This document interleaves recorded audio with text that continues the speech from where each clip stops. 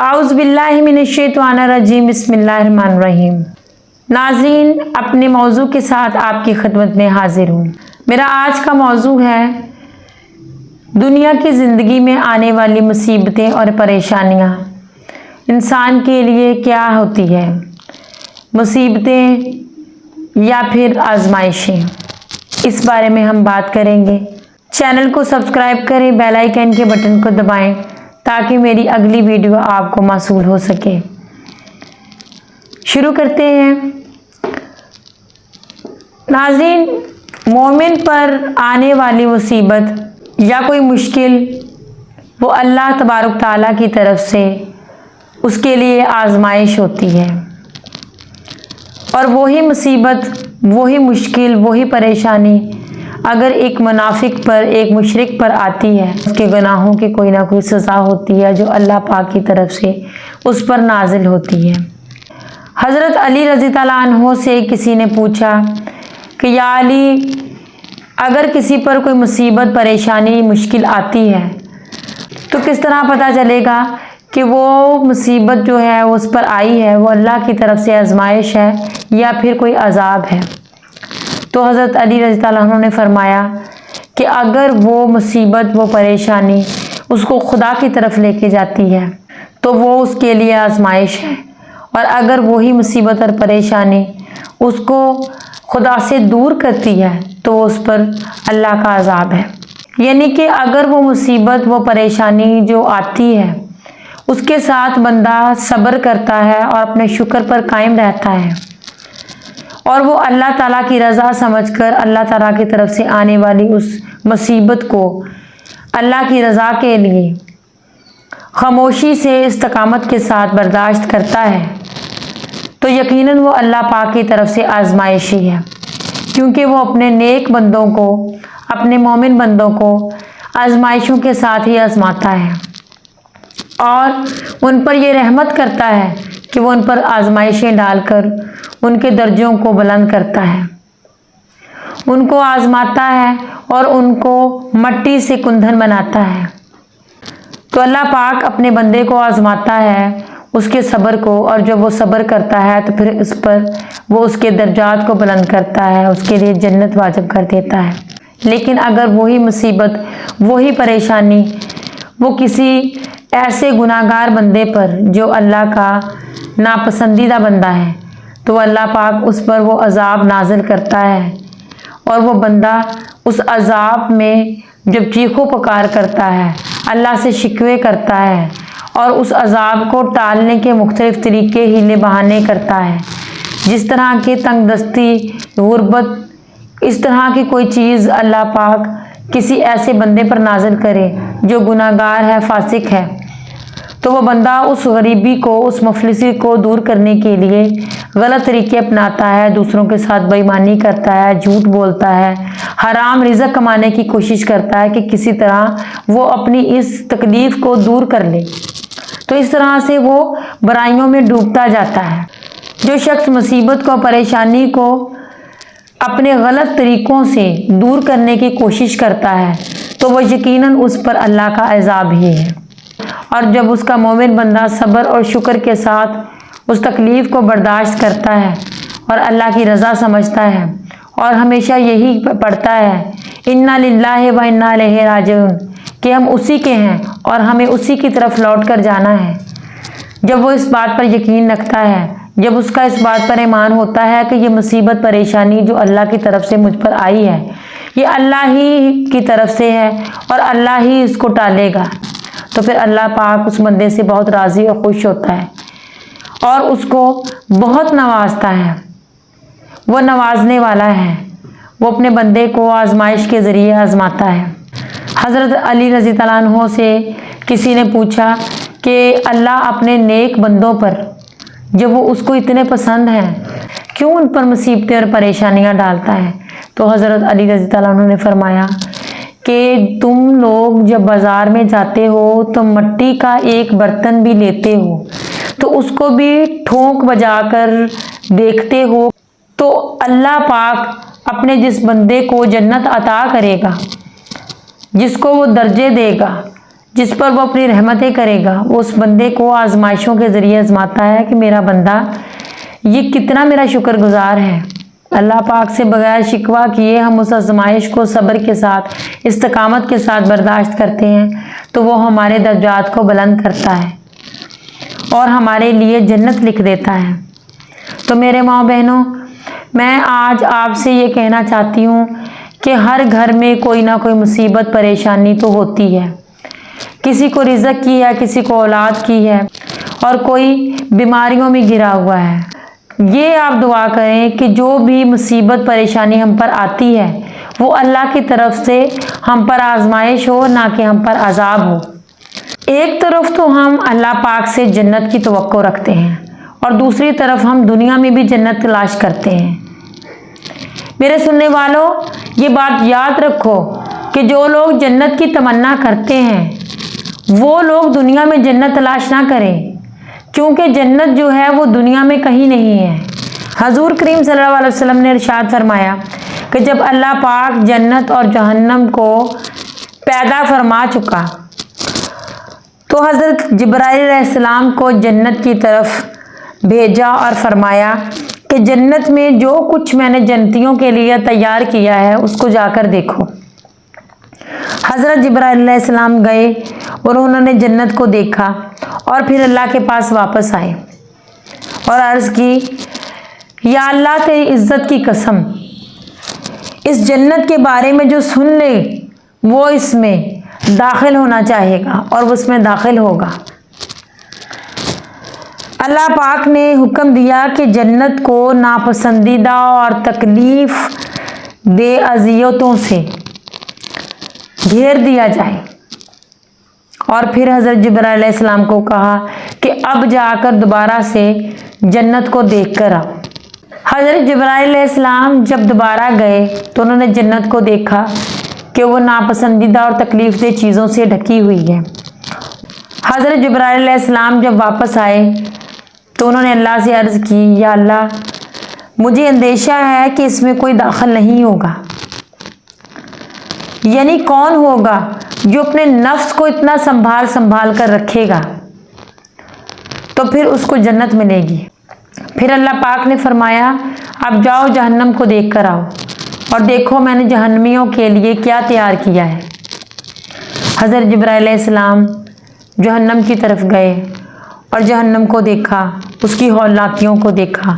اور جب واپس آئے تو اللہ سے عرض کی، یا اللہ اس کے بارے میں جو بھی سن لے وہ اس میں کبھی بھی داخل ہونا نہیں چاہے گا۔ تو اللہ پاک نے حکم دیا اس کو نفس کی خواہشوں سے، اس کو آسانیوں سے گھیر دیا جائے، اور دوبارہ سے حضرت جبرائیل علیہ السلام کو حکم دیا کہ اب آپ جا کر جہنم کو دیکھیں۔ حضرت جبرائیل علیہ السلام جہنم میں دوبارہ سے گئے اور جب دیکھا تو اس کا راستہ اتنا آسان، اتنا سہل اور نفس کی خواہشوں سے بھرا ہوا، اور واپس آئے اور اللہ سے عرض کی، یا اللہ اس سے تو کوئی نجات نہیں پائے گا، یعنی کہ اس میں تو ہر کوئی داخل ہوگا۔ اور اس کا مطلب یہ ہے کہ اللہ پاک نے دنیا میں جو مومن ہے اس کے لیے مصیبتیں رکھی ہیں، پریشانیاں رکھی ہیں، اس کے لیے تکلیفیں رکھی ہیں، اور کہیں بھی اس کے لیے کوئی آسانی اس طرح کی نہیں ہے کہ وہ یہ تصور کر لے کہ دنیا میں بھی جنت ہے۔ دنیا میں نہ جنت بنائی گئی، نہ اتاری گئی، اور نہ اس کا تصور ہے۔ جو لوگ اس دنیا میں دنیا کا سامان اکٹھا کرنے میں لگے ہیں، اور جو لوگ یہ چاہتے ہیں کہ انہیں دنیا میں ہر طرح کا سکھ آرام مل جائے، وہ لوگ یقیناً جہنم میں ہی جائیں گے۔ وہ لوگ یقیناً اس بات کو بھول گئے ہیں کہ اللہ پاک نے یہاں آسانیاں جہنمیوں کے لیے رکھی ہیں۔ جنتیوں کے لیے اس دنیا میں کوئی آسانی نہیں ہے۔ جنتیوں کے لیے اس دنیا میں مصیبتیں ہیں، پریشانیاں ہیں، تکلیفیں ہیں، آزمائشیں ہیں، اور وہ ان چیزوں کو صبر کے ساتھ، شکر کے ساتھ اور اللہ کی رضا سمجھ کر برداشت کرے، پھر اس کے لیے جنت ہے۔ جنت کا راستہ اللہ پاک نے بہت کٹھن بنایا ہے۔ جنت کا راستہ نہ آسان ہے نہ خوبصورت ہے۔ اس راستے کو دیکھ کر ہی تو ہم بھٹک جاتے ہیں کہ یہاں تو اتنی مشکلیں ہیں، اور جنت کا راستہ کون سا ہے؟ دنیا جنت کا راستہ ہے، اور مومن کے لیے یہ راستہ بہت مشکل ہے۔ اپنے نفس کو مارنا پڑتا ہے، آزمائشوں پر صبر کرنا پڑتا ہے، مصیبتوں کو برداشت کرنا پڑتا ہے، تکلیفوں کو خاموشی سے صبر کے ساتھ استقامت کے ساتھ برداشت کرنا پڑتا ہے، پھر اللہ پاک جنت عطا فرمائے گا۔ اور جو لوگ جہنمی ہیں ان کے لیے یہ دنیا جو ہے یہ جہنم کا راستہ ہے، یعنی کہ کیا؟ بہت آسانیوں والا، بہت خوشیوں والا، بہت آسائشوں والا، اور وہ لوگ اس راستے کو ہی منزل سمجھ بیٹھے ہیں، لیکن وہ یہ بات نہیں جانتے کہ یہاں پر جو ان کی آسانیاں ہیں آگے جا کر ان کی منزل جو ہے وہ جہنم پر ختم ہوتی ہے۔ تو میرے سننے والوں، اس بات کے لیے اپنے آپ کو تیار رکھا کریں، اگر آپ جنت کی تمنا کرتے ہیں کہ ہمیں دنیا میں کبھی بھی جنت کی زندگی نہیں ملے گی۔ اگر ایک ایسا بندہ آپ کو نظر آتا ہے جس کے پاس اللہ پاک نے بے بہا رزق دیا ہے، بہت اولاد دی ہے، اس کو صحت تندرستی بھی دی ہے، وہ پھر بھی غرور کرتا ہے، ناشکری کرتا ہے، وہ پھر بھی اللہ پاک کا شکر ادا نہیں کرتا، وہ اپنے آپ کو ہی خدا سمجھنے لگ گیا ہے، وہ لوگوں پر رحم نہیں کرتا، تو آپ اس کی طرف دیکھ کر کوئی حسرت نہ کریں کہ یہ بندہ دنیا میں بہت خوش ہے، وہ جہنم کا راستہ طے کر رہا ہے، آخر وہ جہنم میں پہنچ جائے گا، اور جہنم کا راستہ بہت آسان اور سیدھا ہے۔ مومن کو اگر دنیا میں ایک کانٹا بھی چبھے گا تو اس کے بدلے بھی اس کو اجر ملے گا، ثواب ملے گا، نیکی لکھی جاتی ہے۔ تو پھر ہمیں دنیا میں کیا چاہیے؟ کچھ بھی نہیں، یہ امتحان ہے، یہ عبرت کی جگہ ہے۔ ہم یہاں جو بو رہے ہیں وہ وہاں جا کر کاٹیں گے، یہاں ہم جب مصیبتیں پریشانیوں کو کاٹیں گے تو آگے اللہ پاک ہمیں جنت عطا کرے گا، اور جنت کو دیکھ کر وہ اس طرح کی جگہ ہے کہ ہم سوچ بھی نہیں سکتے، وہ جنت کو دیکھ کر وہ بندہ اپنے دنیا کے غم مصیبتیں پریشانیوں کو بھول جائے گا، اور اللہ پاک اس سے فرمائے گا کہ تم نے کبھی دکھ، کبھی تکلیف، کبھی کوئی مصیبت دیکھی؟ تو وہ کہے گا نہیں، میں تو دنیا میں بہت آرام سے رہا ہوں۔ وہ ساری پریشانیوں کو بھول جائے گا، وہ ہر غم کو بھول جائے گا۔ جنت اس طرح کی جگہ ہے، اور جہنم اس طرح کی ہولناک جگہ ہے، اتنی خوفناک جگہ ہے، اتنی تکلیف دہ جگہ ہے کہ جب یہاں پر آسائشوں میں زندگی گزارنے والا شخص، جس نے کبھی کوئی تکلیف نہیں دیکھی تھی، جس کے لیے یہ دنیا ہی جنت بن گئی تھی، جب اس کو جہنم میں پھینکا جائے گا تو اللہ پاک اس سے فرمائے گا کہ تم نے کبھی کوئی آسائش، کوئی خوشی، کوئی راحت دیکھی؟ تو وہ کہے گا نہیں، میں تو دنیا میں بہت تکلیف میں رہا ہوں۔ جہنم کی وہ تکلیف دیکھ کر اس کو بس تکلیف ہی یاد رہ جائے گی، وہ دنیا کا سکھ بھول جائے گا۔ تو میرے ماں بہنوں، اپنے ہر مصیبت پر، پریشانی پر صبر کریں کہ یہ اللہ پاک کی طرف سے ہے اور وہی اس کو ختم کرے گا۔ اگر وہ ہم پر ڈال رہا ہے تو اس کی حکمت ہے، اس میں اس کو صبر اور شکر کے ساتھ برداشت کریں گے تو وہ آپ کے درجوں کو بڑھائے گا اور ہماری قسمت میں جنت کو لکھ دے گا۔ ہمیں چاہیے کہ ہم دوسروں کو بھی یہ تلقین کریں، صبر کی، شکر کی،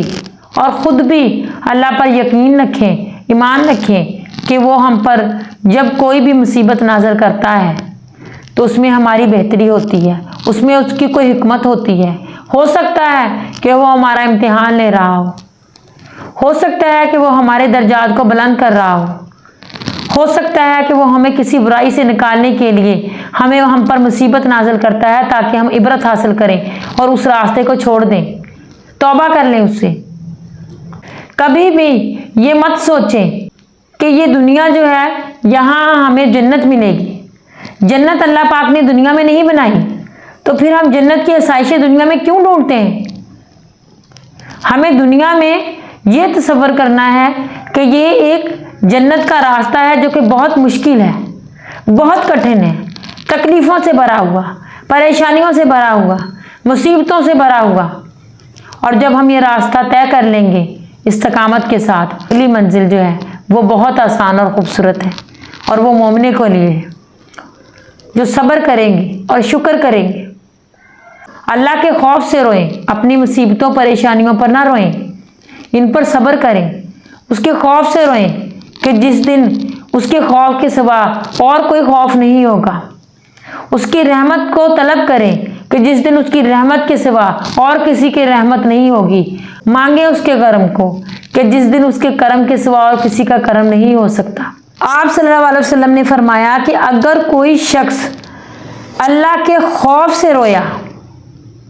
اور اس کے رونے سے اس کی پلکوں کے بالوں میں سے ایک بال کی جڑ بھی گیلی ہو گئی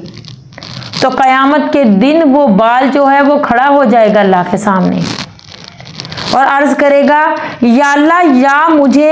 اس میں سے نکال دے، اس کی پلکوں میں سے مجھے نوچ کے نکال دے، یا پھر اس شخص کو جنت دے دے کہ میری جڑ جو ہے وہ گیلی ہوئی تھی تیرے خوف سے جب یہ رویا تھا۔ تو اللہ پاک اس بال کو نہیں نوچے گا، اللہ پاک اس شخص کو جنت میں بھیج دے گا۔ سبحان اللہ۔ تو ایک بال کے برابر جنت، اتنا سستا سودا۔ جو مصیبتیں ہم پر آتی ہیں ان پر شور مچا کے رو رو کر اس سے شکوے کرتے ہیں اور اپنی آنکھوں کو بھگو لیتے ہیں، ان سے ہمیں کچھ نہیں ملے گا، اس سے تو ہم اپنا صلہ جو ہمیں ملنا ہے وہ گواتے ہیں ہم، اور جو مصیبت ہے وہ تبھی ٹلے گی جب وہ ٹالے گا۔ تو شور مچانے سے، ناشکری کرنے سے، بے صبری کرنے سے وہ صلہ جو ہمیں ملے گا وہ ختم ہو جاتا ہے۔ اور اگر ہم